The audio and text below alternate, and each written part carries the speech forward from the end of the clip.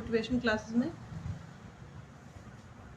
आज हम R O की सुपर 30 सीरीज में कुछ और 30 क्वेश्चन को डिस्कस करते हैं। तो शुरू करते हैं। पहला क्वेश्चन आज के स्क्रीन पे, भारत रत्न से सम्मानित होने वाले प्रथम विदेशी नागरिक, ऐसे नागरिक के बारे में पूछ रहा है जिन्होंने पहली बार भारत रत्न दिया गया। तो ऑप्शन है शेरपा फूदोरजी, दूसरा रॉबर्ट स्पीरे, गा खान अब्दुल गफ्फार खान, और घा ऑप्शन है आपके पास इनमें से कोई नहीं। तो इसका सही ऑप्शन है option 3 Khan Abdul Ghaffar Khan. Next question पे चलते हैं। केंद्रीय तंबाकू अनुसंधान केंद्र कहाँ स्थित है? नेक्स्ट क्वेश्चन है केंद्रीय तंबाकू अनुसंधान संस्थान स्थित है। पहला है कोयम्बटूर, दूसरा है नई दिल्ली, तीसरा है राजमुंद्री, और चौथा ऑप्शन है ट्रांसवे। इसका सही ऑप्शन है राजमुंद्री का। नेक्स्ट क्वेश्चन, तीसरे क्वेश्चन पे आते हैं। भारत तिब्बत सीमा पुलिस की स्थापना की गई। इसको शॉर्ट फॉर्म में कहते हैं ITBP की स्थापना की गई। पहला 1948, दूसरा ऑप्शन है आपके पास 1956, तीसरा ऑप्शन 1960 और चौथा ऑप्शन है 1962। तो इसका सही ऑप्शन है 1962। इसकी स्थापना 1962 मतलब भारत चाइना युद्ध के बाद इसकी स्थापना की गई थी। तिब्बत एरिया मतलब वही चीन के एरिया के आसपास के लिए सुरक्षा के परिप्रेक्ष्य से। फिर नेक्स्ट क्वेश्चन है, चौथा क्वेश्चन है हमारे साथ 33वें ओलंपिक खेल का आयोजन किया जाएगा। जैसा कि अभी 32वां हुआ था, 32वां आपका हुआ था 32वां ओलंपिक हुआ था आपका टोक्यो में। इसी पर पूछ रहा है कि जो नेक्स्ट होने वाला है जो कि आपको 2024 में होगा, ये वाला हुआ था आपका 4 साल टोक्यो ओलंपिक खेल हर 4 साल में होता है। ओके, तो अभी जो इससे पहले हुआ था वो 2020 के हुआ था, बट कोरोना की वजह से उसको 2021 में संपन्न किया गया। अब ये पूछ रहा है कि नेक्स्ट वाला जो है वो कब होगा, मतलब 33वां। तो इसका ऑप्शन, फर्स्ट ऑप्शन है पेरिस, दूसरा है लॉस एंजल्स, तीसरा है ब्रिस्बेन, चौथा है भारत। तो इसका सही ऑप्शन है पेरिस। 33वें ओलंपिक खेल का आयोजन पेरिस में किया जाएगा। पेरिस मीन्स फ्रांस की राजधानी है Paris. Okay, next question, Kakrapar परमाणु विद्युत गृह कहाँ स्थित है? पहला तमिलनाडु, दूसरा राजस्थान, तीसरा महाराष्ट्र, चौथा गुजरात। इसका सही ऑप्शन है option 4 Gujarat. Next option, question number 6, निम्नलिखित में कौन सा रोग का कारक विषाणु नहीं है? इसमें नहीं है पूछा है, मतलब इनमें से किसका कारक जो है विषाणु नहीं है, मतलब विषाणु mean bacteria. First tetanus, second plague, third syphilis और फोर्थ है ट्रैकोमा। तो इसका सही ऑप्शन है आपका ट्रैकोमा। ट्रैकोमा जो है बैक्टीरिया की वजह वायरस की वजह से होता है, जो कि आंखों में होने वाला रोग है। नेक्स्ट क्वेश्चन है क्वेश्चन नंबर 7, DPT टीका निम्नलिखित में से किस रोग के परीक्षण के लिए DPT का टीका जो कि बच्चों में लगाया जाता है? पूछ रहा है कि इनमें से किस रोग की प्रतिरक्षा के लिए नहीं है। ओके, तो पहला काली खांसी, दूसरा काला जार, तीसरा डिप्थीरिया और चौथा ऑप्शन टिटनेस। तो जो डिप्थीरिया दिया जाता है काली खांसी के लिए, दूसरा डिप्थीरिया और चौथा है टिटनेस। तो इसका सही आंसर होगा काला jar. Next question, question number 8, निम्नलिखित में से किस विटामिन का रासायनिक नाम बायोटिन है? निम्नलिखित में से किस विटामिन का नाम बायोटिन है? ऑप्शन है vitamin B3, option B5, B6, B7। तो इसका सही ऑप्शन है B7 B7 का रासायनिक नाम है बायोटिन। नेक्स्ट क्वेश्चन पे चलते हैं। क्वेश्चन नंबर 9, निम्नलिखित में से क्या कार्बोहाइड्रेट का कार्य नहीं, निम्नलिखित में से कौन सा जो है कार्बोहाइड्रेट का कार्य नहीं है, इसमें नहीं है, मतलब इनमें से कौन सा ऐसा कार्य है जो कार्बोहाइड्रेट द्वारा नहीं किया जाता। ठीक है, पहला ऑक्सीकरण द्वारा शरीर की ऊर्जा की आवश्यकता को पूरा करना। दूसरा, आनुवंशिक लक्षणों के विकास को नियंत्रण करना। तीसरा है विटामिन सी का निर्माण करना।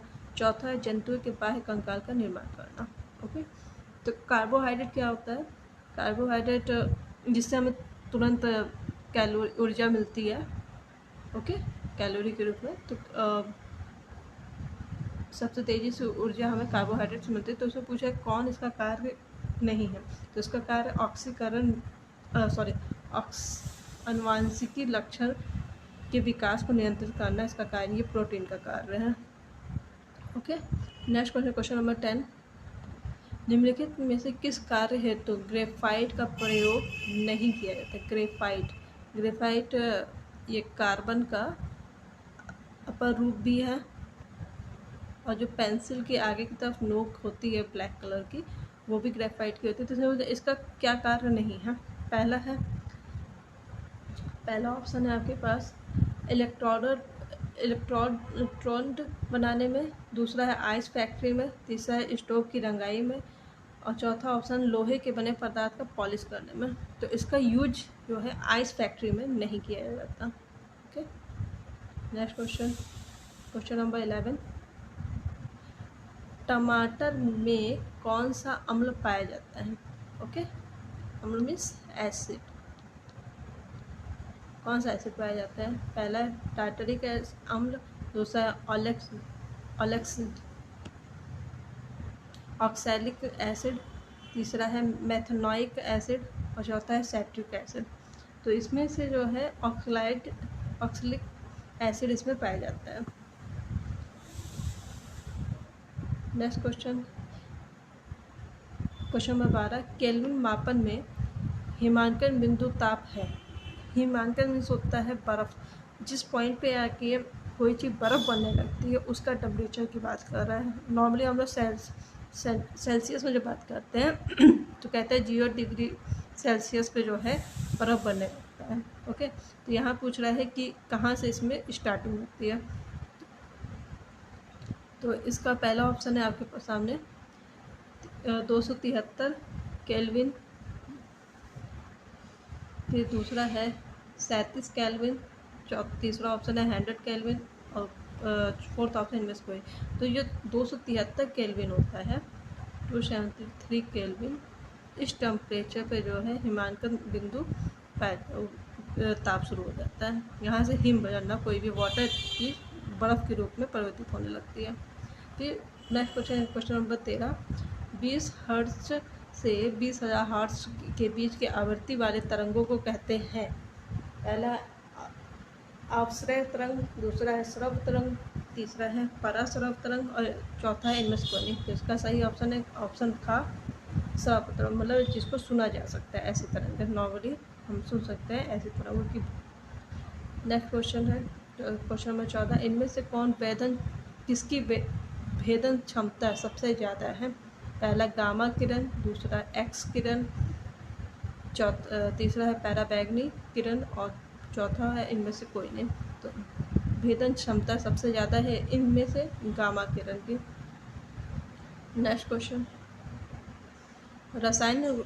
रासायनिक ऊर्जा को विद्युत ऊर्जा में रूपांतरित करता है। ऐसे कौन सी चीज़ है जो कि रासायनिक ऊर्जा को विद्युत ऊर्जा में कन्वर्ट कर रही है? तो पहला है विद्युत बल्ब, जो कि हमारे यहाँ लगा रहता है येलो कलर में। फिर विद्युत सेल, फिर है ट्यूबलाइट्स, और चौथा है डायनोमो। तो इसमें सही ऑप्शन है विद्युत सेल के द्वारा रासायनिक ऊर्जा को विद्युत ऊर्जा में बदला जाता है। नेक्स्ट क्वेश्चन, केंद्र राज्य के मध्य विवादों को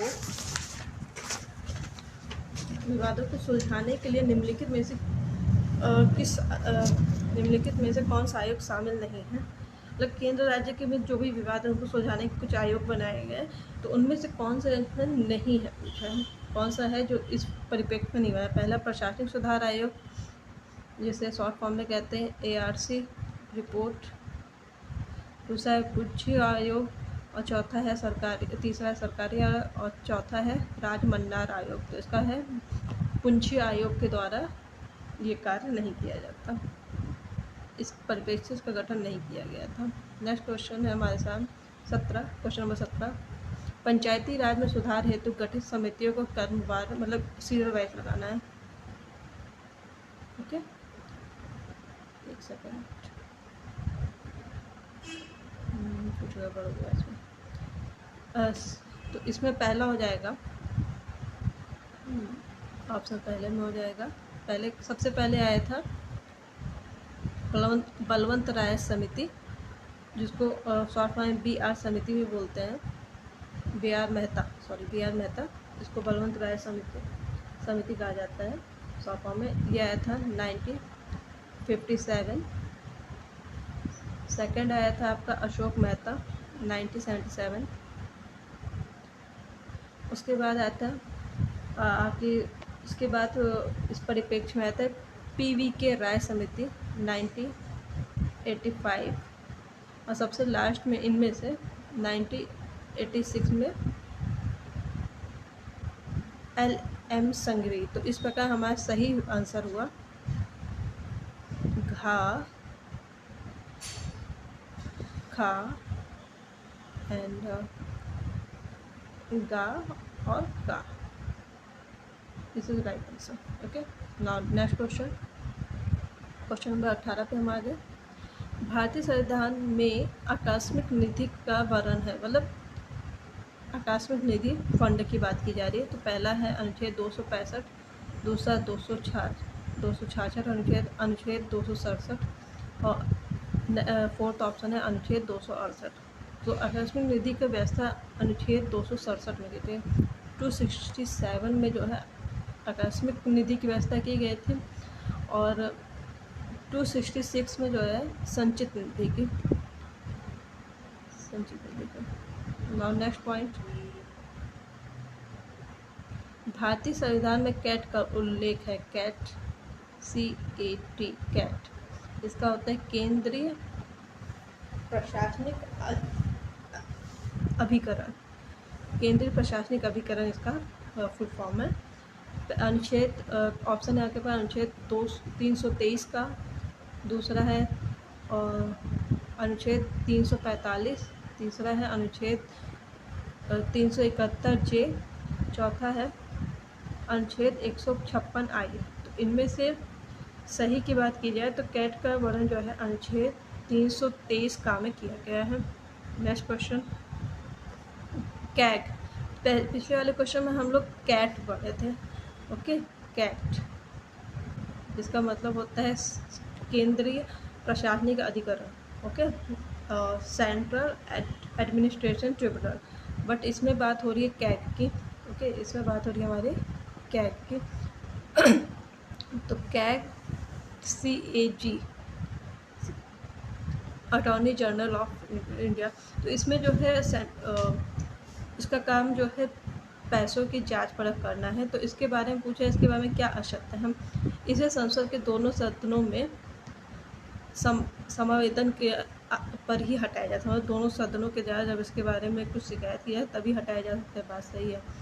नेक्स्ट पॉइंट है, इसकी पदावधि ग्रहण करने की तारीख तिथि से 6 वर्ष या 65 वर्ष आयु तक हो गए, ये भी सही है। नेक्स्ट है, यह सार्वजनिक धन का रक्षक होता है। हाँ, इसका काम ऑडिट करना ही होता है, जो भी सरकारी पैसा है वो कहाँ खर्च हो रहा है कहाँ नहीं, उसके बारे में जांच परख करना इसका कार्य, ये भी सही है। अब ये या सेवानिवृत्ति के बाद भारत सरकार के अधीन कोई भी पद धारण कर सकते हैं, ये गलत है। इसको मतलब ये रिटायर हो जाते हैं तो इनको भारत सरकार के अधीन कोई भी पद धारण करने का अधिकार नहीं दिया गया। तो इसका सही ऑप्शन होगा हमारा, इसका सही ऑप्शन होगा हमारा ऑप्शन घ। ठीक, फोर्थ वाला ऑप्शन सही हुआ। नेक्स्ट क्वेश्चन, भारत के नेक्स्ट क्वेश्चन हमारा, भारत के कर्मचारी राज्य बीमा आयोग प्रारंभ की गई ये योजना है कर्मचारी राज्य बीमा आयोग, जिसके तहत इनको पेंशन वगैरह जमा करना या एक पीएफ अकाउंट वगैरह फंडिंग करती है सैलरी में से। तो उसकी स्थापना, पहला ऑप्शन है 1949, दूसरा 1951, तीसरा 1952 और चौथा ऑप्शन है 1985। तो इसका सही ऑप्शन है 1952। नेक्स्ट क्वेश्चन, अपने भारत संस्था की स्थापना कब हुई थी? ईयर पूछा है। तो पहला 1892, दूसरा 1904, तीसरा ऑप्शन 1919 कहा है, उनमें से कोई नहीं। तो इसका सही ऑप्शन है अभिनव भारत, जिसका डी.वी. सावरकर ने इसकी स्थापना की थी। तो इसका ऑप्शन घ सही है, 1904 में इसकी स्थापना की गई थी। नेक्स्ट क्वेश्चन है, मिलान करना है सूची 1 को सूची 2 से सुमेलित कीजिए। रंगराजन समिति किस लिए गठित है? फिर इसका क्यों गठन किया गया था? फिर नेक्स्ट है, दंतवाला समिति का गठन क्यों किया गया था? सरकारी आयोग। तो इसमें रंगराजन समिति का सही है तीसरा, भुगतान संतुलन। रंगराजन आयोग का गठन भुगतान संतुलन को बैलेंस करने के परिप्रेक्ष्य से किया गया था। फिर दंतवाला समिति का गठन जो है बेरोजगारी का अनुमान लगाने के लिए। सरकारी आयोग का संबंध केंद्र राज्य संबंध से है। और महालनोबिस आयोग का गठन राष्ट्रीय आय के लिए किया गया था। इस प्रकार हमारा सही ऑप्शन होगा पहले का तीसरा, दूसरे का पहला, तीसरे का दूसरा और चौथे का चौथा। तो 9 करेक्ट आंसर का हमारा सही ऑप्शन हुआ। नेक्स्ट क्वेश्चन, निम्नलिखित में से किस वक्र के द्वारा बेरोजगारी की दर एवं मुद्रास्फीति के व्युत्क्रम संबंध को दर्शाता है? मतलब बेरोजगारी की जो रेट है और जो मुद्रास्फीति है, मुद्रास्फीति उसके बीच में उल्टा संबंध दिखाया जाता है। मुद्रास्फीति, तो मुद्रास्फीति तब होती है जब मार्केट में पैसा ज़्यादा मात्रा में उपलब्ध हो जाता है, तो उसको मुद्रास्फीति कहते हैं। बेरोजगारी, जब लोगों के पास नौकरी नहीं रहती तो उसको बेरोजगारी कही जाती है। तो इसके परिप्रेक्ष्य में पूछा है कि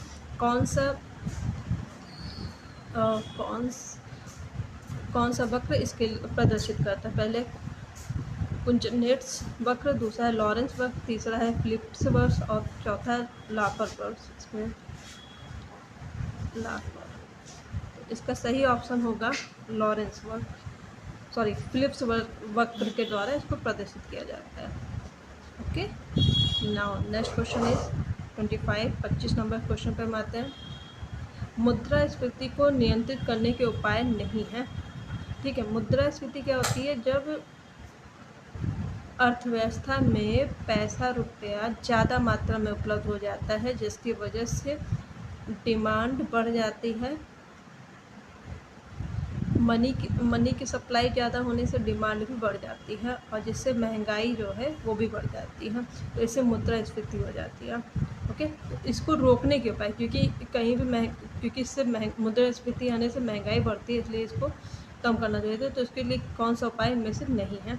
पहला, उत्पादन वृद्धि कर दी जाए। ठीक है, डिमांड ज़्यादा है, उत्पादन सही हो जाएगा तो बैलेंस हो जाएगा। दूसरा है प्रगतिशील करारोपण। ठीक है, ऋण को ज़्यादा देना, बचत को प्रोत्साहित करना। तो इसमें से नहीं किया जाता, तो उत्पादन बढ़ा दिया गया। अगर उत्पादन बढ़ गया तो डिमांड को वो डिमांड के हिसाब से ही उत्पादन होता रहेगा, जिससे वो दोनों बैलेंस हो जाएगा। बट अभी यहाँ बात की, जब उत्पादन बढ़ गया तो उससे क्या हुआ? रेट सही रहेगा, प्राइस जो है वो सही रहेगा। ठीक है, तो ये तो सही है, ये तो उपाय सही है। प्रगतिशील कर, जैसे जैसे लोगों की इनकम बढ़ती जाए, इनकम बढ़ती जाए वैसे वैसे उनके ऊपर टैक्स जो है वो भी ज़्यादा होता जाए, तो ये भी सही है। फिर है तीसरा ऑप्शन, ऋण को ज़्यादा देना। अगर हम लोगों को लोन ज़्यादा देंगे तो लोग डिमांड जनरेट करेंगे और डिमांड जनरेट करने से मुद्रास्फीति आएगी। तो ये जो है हमारा ऑप्शन गलत हो गया। ठीक है, फिर है बचत को प्रोत्साहित, बचत अगर ज़्यादा करेंगे तो फिर अच्छी बात है, मार्केट में सामान नहीं खरीदेंगे, तो ये भी अच्छा ऑप्शन है। बट इसमें से कौन सा उपाय नहीं है, तो इसका सही ऑप्शन है ऋण को ज़्यादा देना। ऋण को ज़्यादा देने से मुद्रास्फीति आएगी। नाउ नेक्स्ट क्वेश्चन है क्वेश्चन नंबर 26। निम्न में से किस देश को लिली देश कहते हैं? निम्न में से किस देश को लिली देश कहते हैं? लिली एक फ्लावर होता है, उसकी ज़्यादा पैदावार उस देश में होती है, लिली का देश कहते हैं। ठीक है, पहला ऑप्शन है यूएसए, दूसरा म्यांमार, तीसरा कनाडा, चौथा मिस्र। तो इसका सही ऑप्शन है कनाडा। कनाडा नॉर्थ अमेरिका की कंट्री है, यूएसए के ऊपर की तरफ। आर्किटेक्ट क्वेश्चन के पास नेक्स्ट क्वेश्चन, उत्तरी भारत के मैदानी भाग में शीत ऋतु में वर्षा होती है। मतलब जो भारत है, इंडिया का जो ये वाला पार्ट है, ऊपर का एरिया, मतलब नॉर्थ, ये वाला, इस एरिया की बात हो रही है, इस वाले एरिया की बात हो रही है। तो यहाँ के बारे में बात पूछ रहा है कि उत्तरी भाग मतलब ऊपर की तरफ उत्तरी मैदान में शीत ऋतु मतलब जब ठंडी का मौसम है तो वर्षा होती है। जो ये वर्षा होती है ये किस वजह से होती है? तो पहला ऑप्शन है हमारा दक्षिण पूर्वी मानसून, दूसरा उत्तर पूर्वी मानसून, तीसरा है पश्चिमी विक्षोभ और चौथा ऑप्शन है चक्रवात। तो जाहिर सी बात है बीच के एरिया में चक्रवात तो आएगा नहीं। उत्तर पूर्वी मानसून लौटता हुआ मानसून भी कहते हैं, दक्षिण मानसून जो स्टार्टिंग का है तो यहाँ से आया तो यहाँ से चला गया, तो दोनों नहीं हुआ। तो इसका सही ऑप्शन है पश्चिमी विक्षोभ, इसको जेट स्ट्रीम की धारा भी कहते हैं। नेक्स्ट क्वेश्चन, चेरी ब्लॉसम वर्षा को कहा जाता है कहाँ पे? ठीक है, चेरी ब्लॉसम जो वर्षा होती है उसको कहा जाता है किस एरिया में, क्षेत्र में? पहला आसाम, दूसरा कर्नाटक, तीसरा पश्चिम बंगाल, चौथा केरल। तो इसका सही ऑप्शन है कर्नाटक। कर्नाटक में जो बारिश होती है स्टार्टिंग वाली, वहाँ की कॉफ़ी के उत्पादन के लिए बहुत फ़ायदेमंद होती है, इसीलिए इसे चेरी ब्लॉसम कहते हैं वहाँ पे उस बारिश को।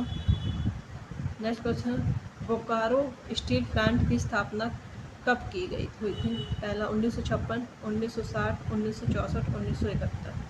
तो बोकारो स्टील प्लांट की स्थापना जो है सेकंड 5 ईयर प्लान के तहत किया गया था। तो इसकी स्थापना जो है थर्ड प्लान के तहत किया था, 1964 में किया गया था। नेक्स्ट एंड लास्ट क्वेश्चन, आज का क्वेश्चन नंबर 30वां, जो कि आज का लास्ट क्वेश्चन है। देवी चौधरानी नामक पुस्तक के लेखक कौन है? पहला है पट्ट सीतारामैया, दूसरा है बंकिम चंद्र चटर्जी, चौथा है रविन्द्रनाथ ठाकुर, चौथा ऑप्शन है चित्तरंजन दास। तो इसकी देवी चौधरानी पुस्तक के लेखक बंकिम चंद्र चटर्जी हैं। ना आज के लिए इतना ही काफ़ी है। यह हमारे सुपर 30 सीरीज में एक और उसका एपिसोड है। अब हम नेक्स्ट डे फिर सुपर 30 सीरीज़ के साथ मिलेंगे। तब तक नमस्कार, थैंक यू।